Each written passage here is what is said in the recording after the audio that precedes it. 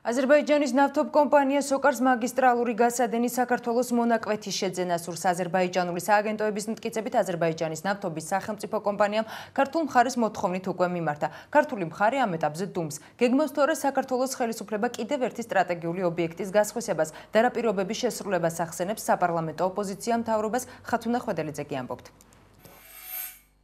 აზერბაიჯანის ნავთობის სახელმწიფო კომპანია სოკარი საქართველოზე გამავალ რუსეთ-სომხეთის გაზსადენზე კონტროლის მოპოვებას აპირებს. ინფორმაციას ამის შესახებ სააგენტო ნიუს აზერბაიჯანი აზერბაიჯანის ნავთობის სახელმწიფო კომპანიის პრეზიდენტის როვნაკ აბდულაევის განცხადებაზე დაყრდნობით ავრცელებს. სააგენტოს ცნობით აზერბაიჯანულმა მხარემ უკვე მიმართა საქართველოს და გაზსადენის პრივატიზების ან მმართველობაში გადაცემის პროცესით დაინტერესება გამოხატა.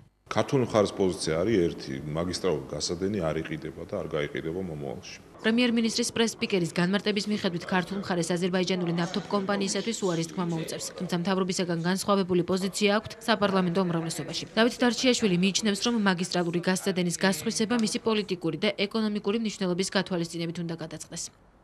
ბუნებრივია ქართული მხარე თუ კი ასეთი, ასე ვთქვათ, თხოვნა თუ დაინტერესება იქნება, შეისწავლის ამ საკითხს და გადაწყვეტილებას მიიღებს როგორც ეკონომიკური მიზანშეწონილობიდან, ისე ქართული კანონმდებლობიდან და საერთოდ რეგიონალური პოლიტიკური ურთიერთობების პრინციპებიდან გამომდინარე. მიიღო თუ არა აზერბაიჯანული მხარის მიმართვა საქართველოს ნავთობისა და გაზის კორპორაციამ და მიმდინარეობს თუ არა მოლაპარაკებები, ამაზე კომენტარს არ აკეთებენ არც ენერგეტიკისა და ეკონომიკის სამინისტროებში და არც თავად კორპორაციაში. გაზსადენის შესაძლო გაყიდვის შესახებ ინფორმაცია 2010 წლის დასაწყისში გავრცელდა. მაშინ, როდესაც საქართველოს პარლამენტმა მაგისტრალური გაზსადენი იმ ობიექტების ნუსხიდან ამოიღო, რომელთა პრივატიზებაც დაუშვებელია. საპარლამენტო ოპოზიცია მაშინ მაგისტრალური გაზსადენის სტრატეგიულ მნიშვნელობაზე საუბრობდა. დღეს უკვე ხელისუფლებას იმ პირობის შესრულებას თხოვს, რომელიც წლის დასაწყისში პრემიერ-მინისტრმა პარლამენტში სიტყვით გამოსვლისას დადო. არ ვაპირებთ გაზსადენის პრივატიზაციას არც ერთ ვარიანტში დღეს არსებული გაზის ინფრასტრუქტურას საკონტროლო პაკეტი არ გასხვისდება. მიუხედავად იმისა, რომ პრემიერ-მინისტრი გვპირდებოდა და ამბობდა, რომ არა ის არ გაიყიდება, არ გასხვისდება და ასე შემდეგ, შეასრულოს ახლა თავის პირობა და ძალიან კონკრეტული განცხადება გააკეთონ ამასთან დაკავშირებით.